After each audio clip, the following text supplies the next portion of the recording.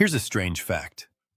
When your dog drops a slobbery toy, a single shoe, or a random sock at your feet, they are doing something that, in the entire animal kingdom, almost no other species does for humans. Not cats, not horses, not even our closest primate relatives do it the way dogs do. This odd little habit of carrying an object across the house and presenting it to you is so specifically dog, and so specifically aimed at us, that scientists have spent real effort trying to explain it. And the explanations turn out to be more interesting and more debated than you'd expect.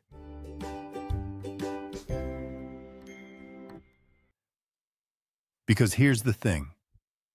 Most people are sure they already know why their dog does this. They want to play. Simple. But that easy answer collapses the moment you notice all the times play has nothing to do with it. The times your dog brings you something and then just stands there. The times they bring you an object and don't want you to throw it at all. So what's really going on? It turns out there isn't one clean answer. There are a few competing explanations, and the truth is probably a blend of them. Stay with me because near the end, there's a version of this behavior that's worth paying attention to. The moment a gift stops being a gift and starts being a quiet signal that something's wrong. Before we weigh the explanations, it helps to know where this habit physically comes from, because that's not really in dispute. Your dog's ancestors were predators, and carrying things in the mouth is wired deep into the canine body plan. A wild canid carries food. A mother carries her pups. The mouth is a dog's primary tool for interacting with the world, the way our hands are for us. So the raw ability and instinct to pick something up and transport it is ancient and built in. For thousands of years, humans then took that natural carrying instinct and deliberately sharpened it. We bred retrievers to bring game back to us without damaging it. We bred dogs to carry, to fetch, to deliver objects into human hands. So when your dog picks up a toy and brings it to you, the mechanics of the behavior sit on top of two layers: an ancient instinct to carry, and thousands of years of humans specifically rewarding dogs for bringing things to people. That part is settled. What's genuinely up for debate is the why. What is your dog actually trying to accomplish?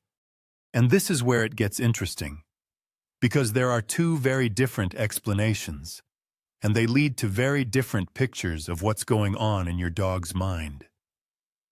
The first explanation is the one most people land on, and it has real support. The object is a tool, and the goal is interaction. Under this view, your dog has learned something very specific about you. They've learned that objects make things happen. Early in life, a dog discovers that picking up a toy and bringing it over reliably produces a reaction. You look up, you talk to them, maybe you throw it, maybe you laugh. The object becomes a kind of social currency. It's the most dependable button a dog has for starting an interaction with you. Notice how clever this actually is. Your dog can't speak. They can't tap you on the shoulder and suggest doing something together. So they reach for the one strategy that works, holding up an object as an opener. Under this explanation, the specific item barely matters: the toy, the sock, the TV remote. What matters is that carrying something to you is your dog's way of saying, in the only language available to them, let's interact. The gift is really an invitation. And this is why the behavior so often comes loaded with excitement: the wagging, the bouncing, the hopeful eyes. It's a request for your attention, dressed up as a present. But there's a second explanation, and it's harder to prove, but in some ways more remarkable. What if bringing you an object isn't only a request for something, but sometimes an act of sharing? Dogs are a deeply social species. In the wild, related canids share resources, especially food, with members of their group, bringing something valuable to another individual, and not immediately competing over it, is a recognized social behavior in cooperative animals. Under this view, when your dog brings you their most prized possession, the favorite toy, the chewed-up treasure they'd guard from another dog, they may be doing something closer to including you. You're being treated as a member of the group worth sharing with. And here's an observation many owners report, though we should be careful with it, that some dogs seem especially likely to bring an object when their person is sad, quiet, or unwell.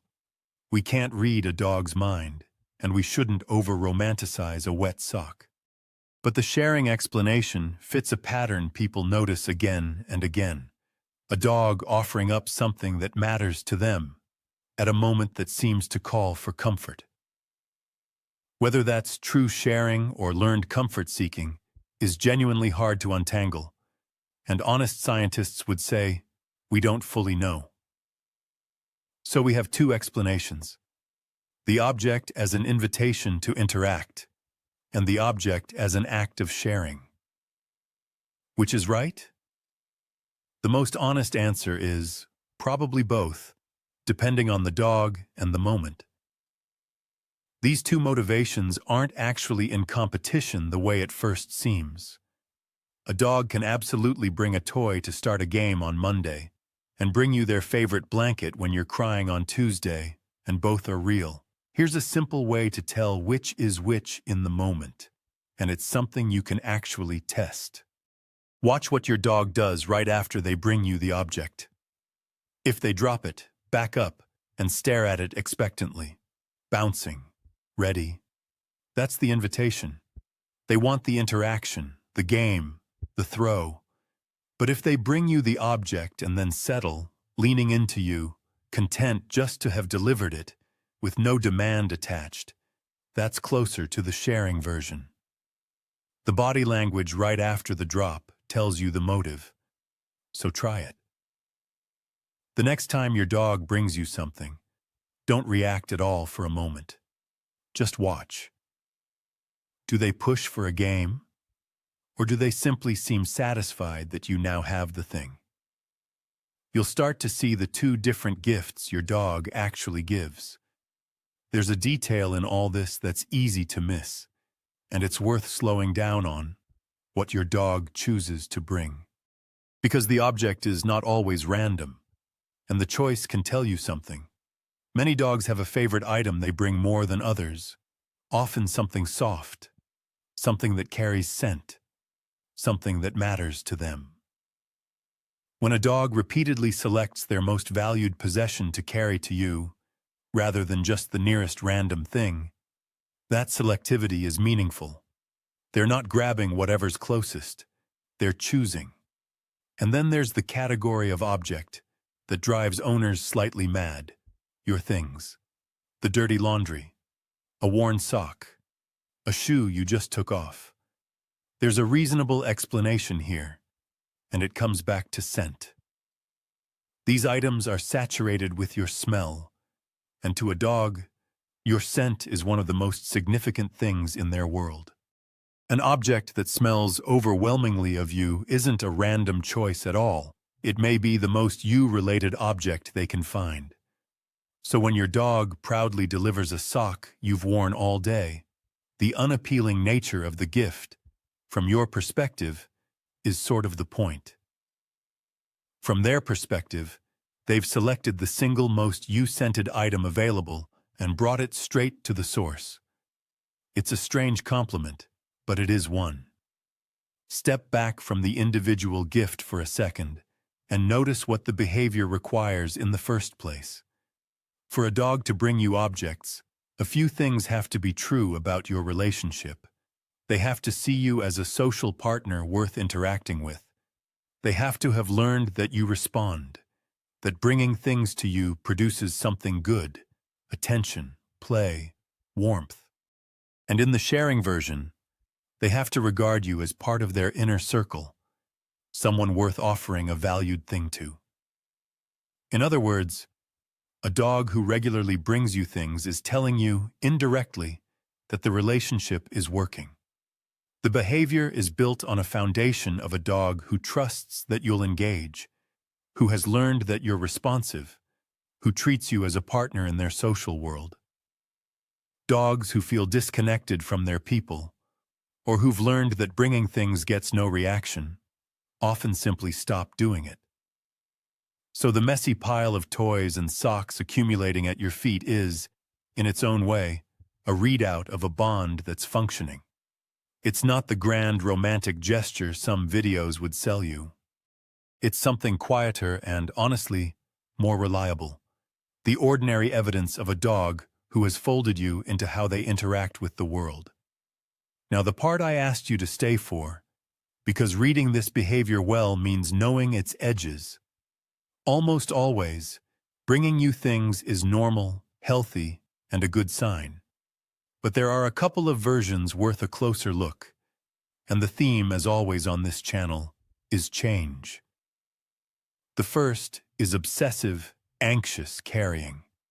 A dog who can't put an object down, who carries something constantly and becomes distressed without it, or who suddenly develops intense compulsive carrying that wasn't there before, may be showing a sign of stress or anxiety rather than happy sharing.